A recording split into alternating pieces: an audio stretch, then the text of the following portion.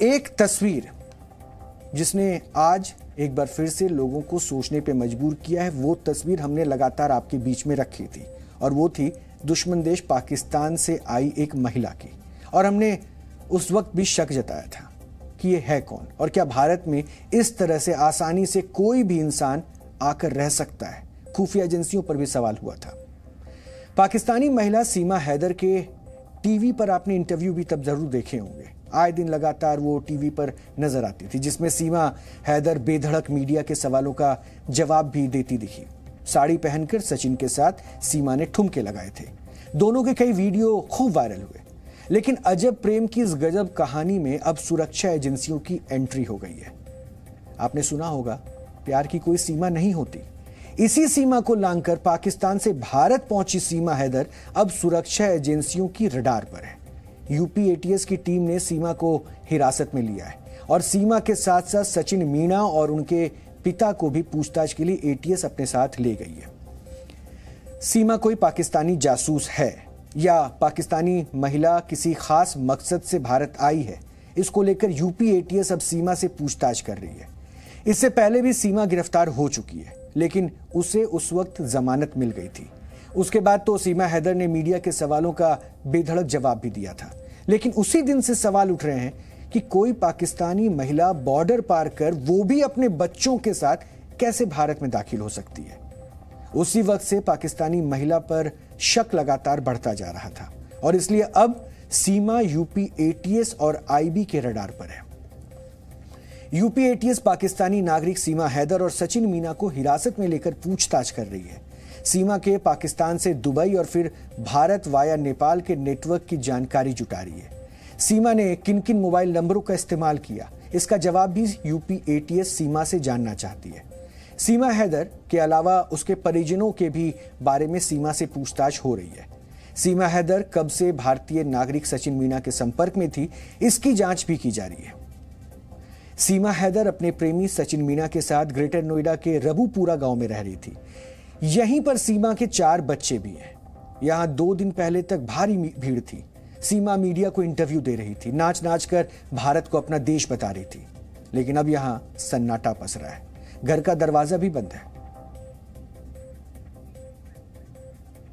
सीमा हैदर वो नाम जो काफी दिनों से चर्चाओं में थी और इसको आज यूपी एटीएस हिरासत में लिया है और यूपी एटीएस इससे पूछताछ करने के लिए ले गई है। साथ ही साथ सचिन और सचिन के पिता को भी यूपी एटीएस साथ में लेकर के गई है।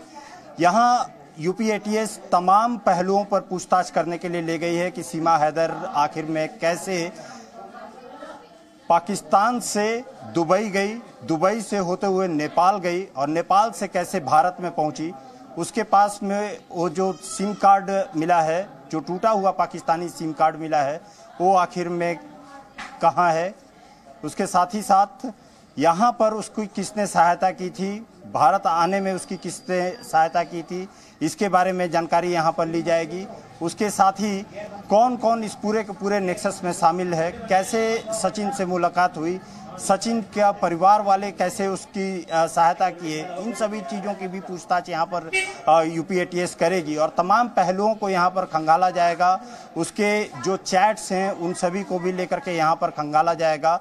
घर पे यदि कहा जाए कि सीमा हैदर और सचिन कई दिनों से, तकरीबन 3 दिनों से ये दरवाजे को नहीं खोल रहे थे। लोग आते हैं यहाँ पर, तमाम अलग अलग जगहों से लोग यहाँ पर आ रहे हैं, उनको देखने के लिए आ रहे थे, लेकिन अब कई दिनों से ये दरवाजे को नहीं खोल रहे थे। वही सीमा और सचिन जो कि तमाम मीडिया से बात करने से कोई गुरेज नहीं था उनका, लेकिन 3 दिन से वो बात नहीं कर रहे थे। आज यूपी एटीएस यहाँ इनको लेकर के साथ में लेकर के गई है, पूछताछ करने के लिए ले गई है और उन सभी पहलुओं पर यहाँ पर पूछताछ की जाएगी।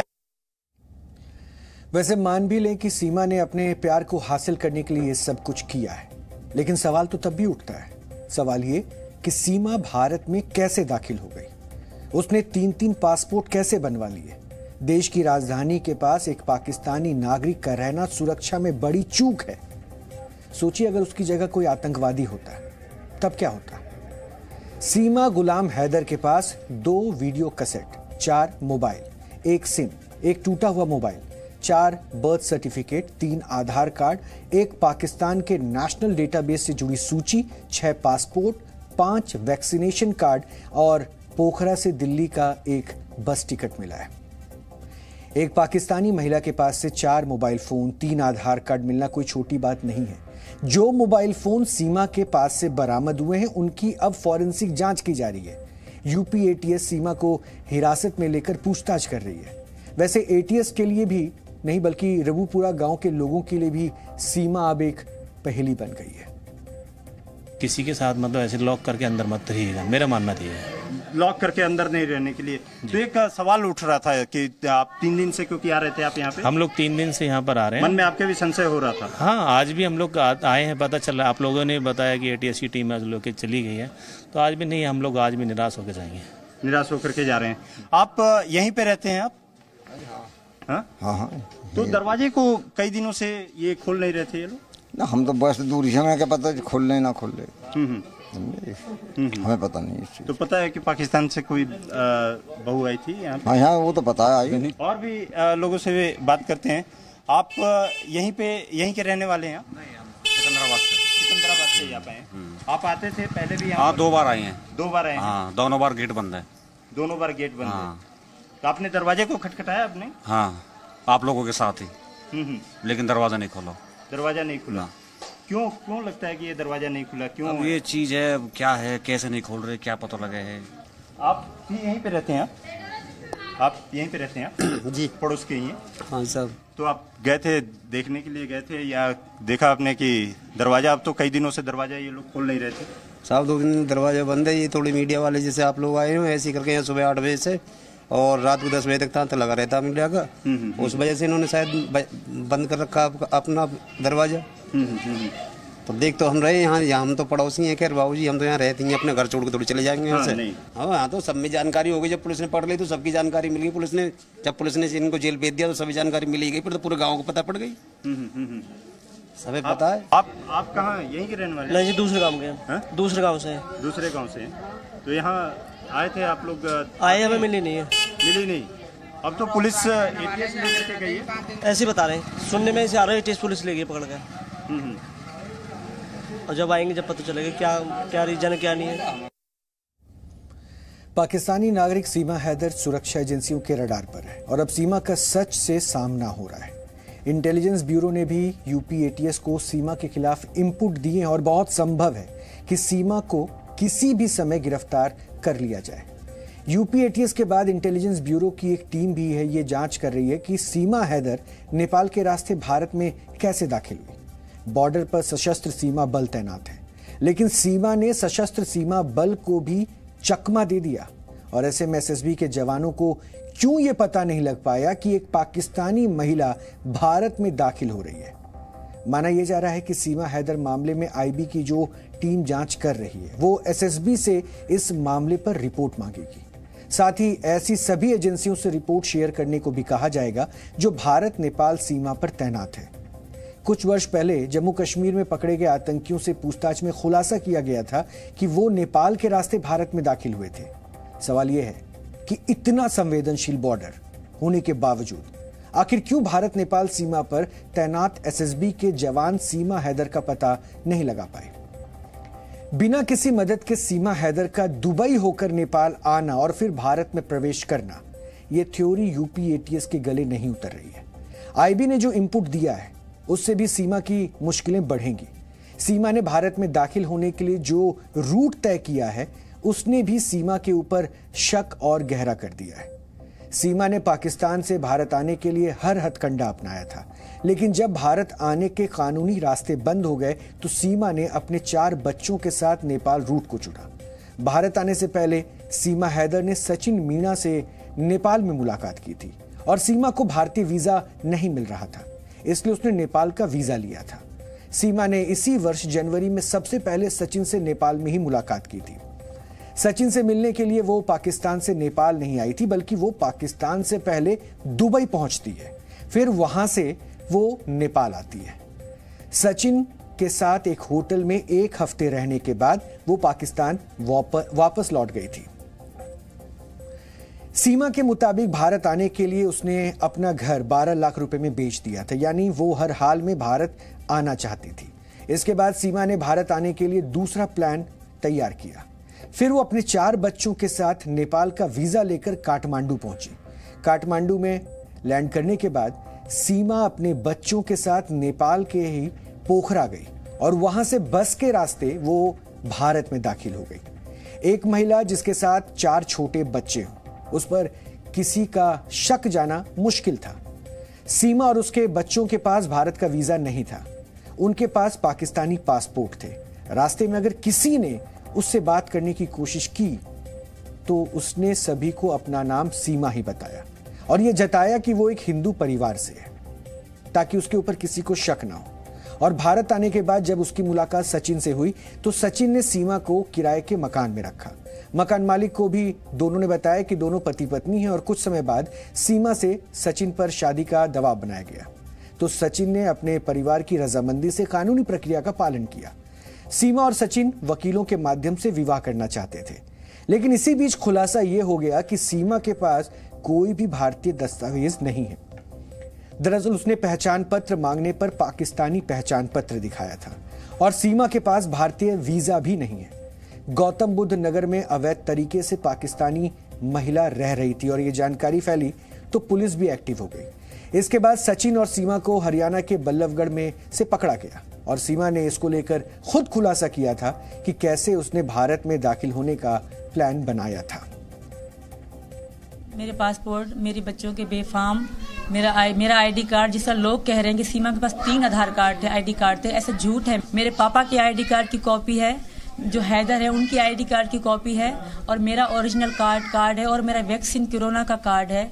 लोग झूठ बोल रहे हैं कि सीमा के पास 3 कार्ड थे। मेरे पास 3 कार्ड थे, मेरे पापा का, मेरे पति जो थे उनका और एक मेरा अपना। मैं मानती हूँ मैं गलत रास्ते से आई हूँ, ये मेरी मजबूरी थी क्योंकि यहाँ का वीज़ा मुझे नहीं मिला। अगर मुझे यहाँ का वीज़ा मिलता तो मैं इस तरह अभी बात नहीं करती होती, हम सुकून की जिंदगी जी रहे होते। मैं सीमा हैदर का अब सच से सामना हो रहा है। यूपी एटीएस सीमा के बैकग्राउंड को भी खंगाल रही है और पाकिस्तानी महिला को लेकर अब भी कई ऐसे सवाल उठ रहे हैं जिनका जवाब सिर्फ सीमा हैदर ही दे सकती है। मसलन सीमा हैदर पाकिस्तान से भारत कैसे आई, भारत पहुंचने में उसकी मदद किसने की, सचिन से पहली मुलाकात उसकी कहां हुई, 3 मोबाइल 5 सिम उसे कैसे मिले, भारतीय सिम दिलाने में किसने मदद की, 3 आधार कार्ड और पासपोर्ट कहां से आए।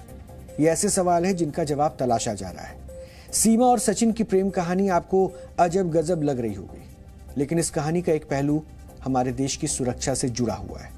एक पाकिस्तानी महिला करीब 50 दिनों से रबुपुरा में रहती रही, यानी देश की राजधानी दिल्ली के बेहद करीब, और किसी को कानो कान इसकी खबर तक नहीं हुई।